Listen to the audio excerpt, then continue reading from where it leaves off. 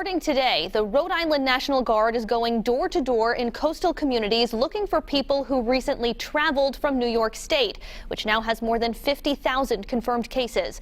On Friday, Governor Raimondo ordered anyone coming to Rhode Island from New York to self-quarantine for 14 days. Eyewitness News reporter Brittany Schaefer was in Westerly today as the Guard and police made their first stops in an effort to enforce this mandate. I followed a National Guardswoman and Westerly police officer as they slowly drove down street after street in Westerly in search of New York license plates. Now, Governor Gina Raimondo says she understands this is an extreme measure, but says it's necessary.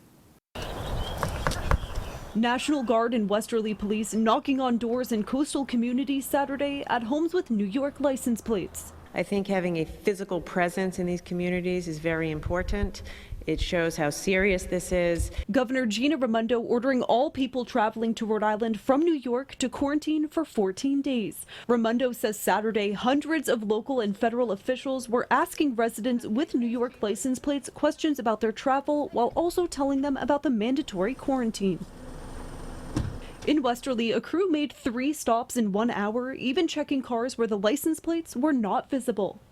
They'll be provided paperwork on the governor's directive that came down, as well as some paperwork on how to self-quarantine themselves.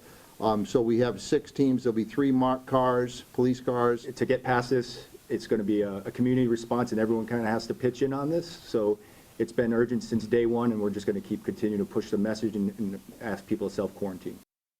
And new today, Governor Raimondo announced all realtors and hotel operators must require any out-of-state renters to quarantine for 14 days. I'm Brittany Schaefer, Eyewitness News.